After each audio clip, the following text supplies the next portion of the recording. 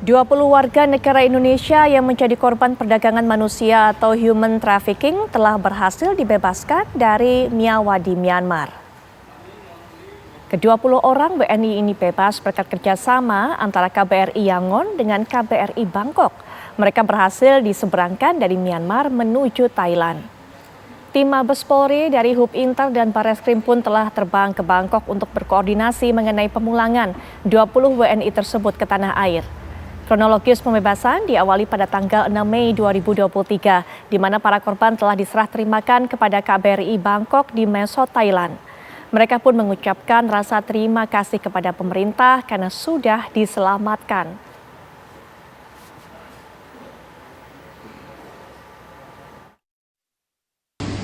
Kami mewakili 20 orang korban yang disekap di Myanmar dan kami ingin mengucapkan terima kasih kepada Bapak Presiden Joko Widodo, Ibu Menlu, Bapak Kapolri yang sudah menyelamatkan kami dan saat ini kami sudah sampai di Bangkok, Thailand. Baik pemirsa, tindak pidana perdagangan orang seperti ini memang mendapatkan concern yang begitu serius dari Presiden Joko Widodo. Tapi sebelum nanti kita akan dengarkan bagaimana pernyataan dari Presiden Jokowi yang disampaikannya melalui konferensi pers pada hari ini, kami juga akan perkenalkan kepada Anda para narasumber yang akan menyoroti masalah ini. Dan ini bisa menjadi pelajaran bagi kita agar tidak terulang kembali. Karena seperti yang disampaikan oleh Presiden Joko Widodo, Indonesia ini ternyata menjadi sasaran empuk di antara negara-negara lainnya di Asia Tenggara untuk menjadi korban human trafficking seperti ini atau tindak pidana perdagangan orang. Sudah hadir di samping saya pengamat hubungan luar negeri yaitu Bapak Teguh Reza Shah. Assalamualaikum warahmatullahi wabarakatuh. Waalaikumsalam, terima kasih. Baik, selain Pak Reza juga sudah bergabung dengan kita via daring yaitu Direktur Perlindungan Warga Negara Indonesia Kementerian Luar Negeri Republik Indonesia Bapak Yuda Nugraha. Selamat malam Pak Yuda Nugraha. Selamat malam Bu Putri, selamat malam Pak Reza. Baik, dan juga nanti akan bercerita kepada kita. Kemarin juga sempat berbagi kisah dengan kita. Saat ini kita nanti akan bertanya apakah sudah mendapatkan kabar setelah kakaknya dibebaskan, yaitu ada Mbak Dinda yang merupakan salah satu adik dari korban human trafficking ini. Assalamualaikum warahmatullahi wabarakatuh. Selamat malam Mbak Dinda. Waalaikumsalam warahmatullahi wabarakatuh Mbak Putri. Selamat malam. Baik, sebelum nanti kita akan dengarkan cerita Mbak Dinda, kemudian juga cerita juga dari Pak Yuda bagaimana proses pembebasan dan pandangan dari Pak Reza, kami bawa Anda terlebih dahulu untuk bisa mendengarkan pernyataan Presiden Joko Widodo. Sehingga dalam KTT nanti akan diadopsi dokumen kerjasama penanggulangan perdagangan orang akibat penyalahgunaan teknologi. Ke depan, perlindungan WNI akan terus kita tingkatkan dan kita perkuat. Baik, pemirsa, kita sudah mendengarkan bagaimana upaya keseriusan dari pemerintah untuk bisa menangani hal ini dan juga nanti akan dibahas lebih lanjut dalam KTT yang akan berlangsung. Nah, kita juga akan dapatkan keterangan sebelumnya dari Pak Yuda. Pak Yuda, bagaimana kemudian Pak peristiwa ataupun juga proses pembebasan dari 20 warga negara Indonesia ini Pak? Mungkin bisa diceritakan lebih lanjut. Ya, terima kasih Mbak Putri. Dapat kami sampaikan bahwa alhamdulillah pada tanggal 5 dan 6 Mei kemarin kita sudah dapat membebaskan 20 warga negara kita yang menjadi korban perusahaan online scam yang ada di wilayah Myawaddy. Ya, dilakukan secara bertahap antara tanggal 5 selama sebanyak 4 orang dan kemudian tanggal 6, 16 orang. Total ada 20 orang.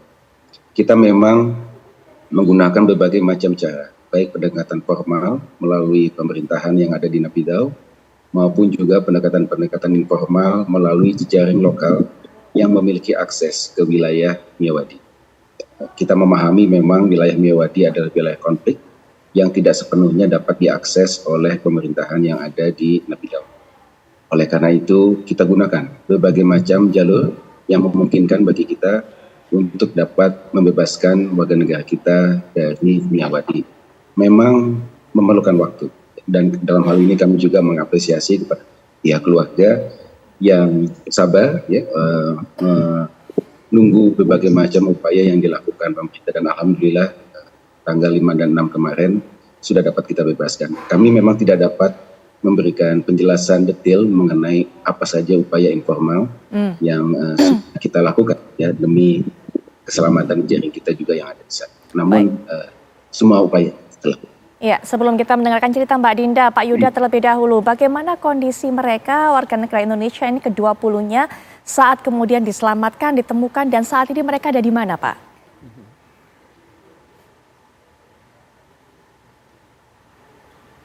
Mbak Putri. Ya, Pak Yuda.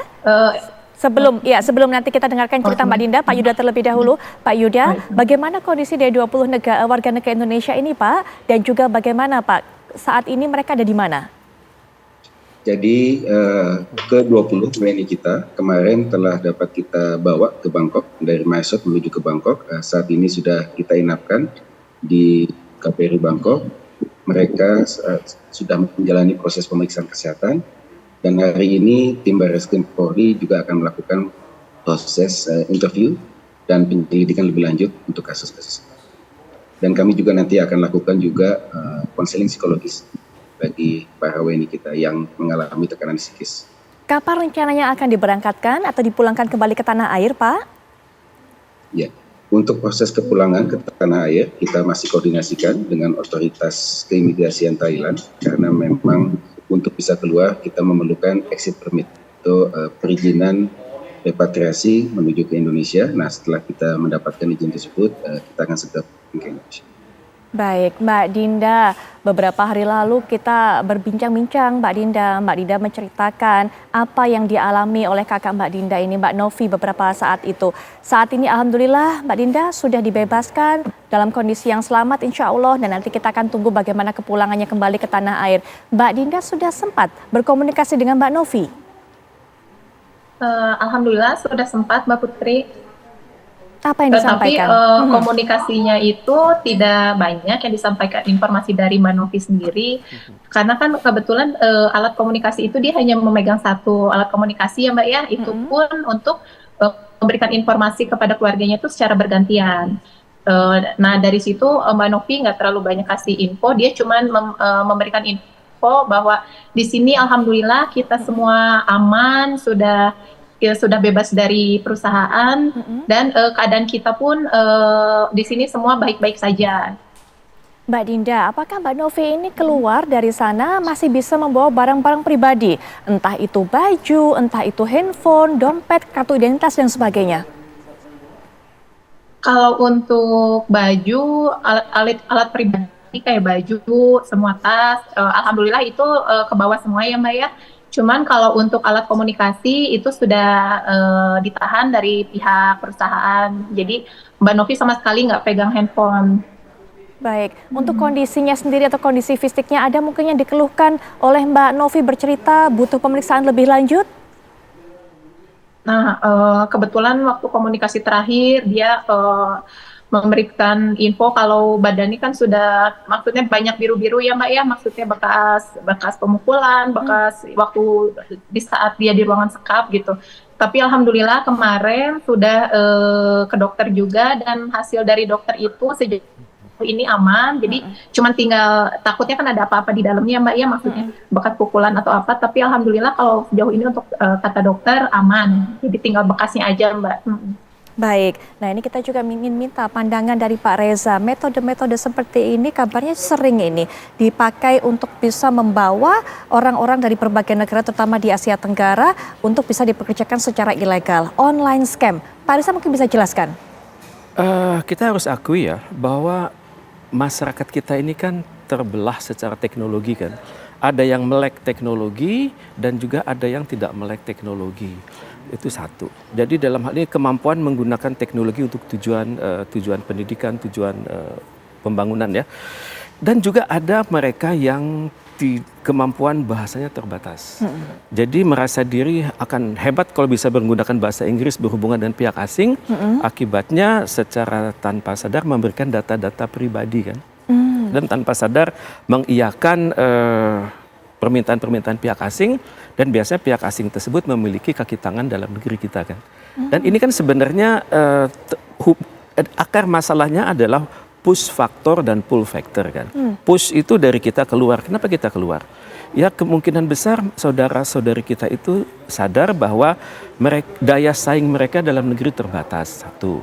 Kemudian mereka juga melihat terpengaruh oleh mudahnya mendapatkan uang dalam jumlah besar. Betul sekali. Mungkin mereka punya masalah-masalah kekeluargaan, masalah pribadi yang membutuhkan uang, dan sehingga mereka berpikir bekerja singkat di sana dapat menghasilkan pemasukan yang besar. Itu push factor kan. Kemudian dari pull factor itu kan bagaimana pihak luar melihat kita kan. Mungkin mereka melihat ada celah dalam birokrasi kita. Celah seperti apa Pak Reza? Lihat celah, ya terus terang celah itu kan banyak ya. Cara berpikir saya sebagai WNI tentu berbeda dengan mereka yang berada di sana kan. Betul. Misalnya salah satu celah adalah celah teknologi komunikasi. Apakah otoritas komunikasi kita tahu persis siapa yang nelpon dari luar gitu? Apakah mereka itu masuk blacklist Indonesia atau enggak? Dan apakah misalnya telepon itu mungkin menggunakan jalur-jalur pribadi, mungkin jalur-jalur restoran, jalur-jalur hotel, ataupun jalur-jalur lembaga sosial. Jadi begitu dicek oleh operator kita, ternyata lembaga itu lembaga netral, sehingga tidak di-ban kan. Itu yang terjadi. Kemudian juga mereka barangkali melihat ada celah dalam pengurusan paspor. Misalnya kalau kita berkunjung ke luar negeri, ke negara-negara Uni Eropa misalnya, itu kan pihak kedutaan besar akan mengecek dengan sungguh-sungguh kan kelengkapan dokumen kita, juga identitas pribadi kita, dan terakhir ada wawancara. Biasanya dari wawancara itu kelihatan apakah yang akan datang ke Eropa itu qualified atau tidak kan. Dan saya pikir saya sangat berharap aparatur imigrasi kita juga lebih tegas dalam hal ini, sehingga bisa memiliki deteksi dini dari orang-orang kita yang akan berangkat ke luar negeri tersebut. Baik.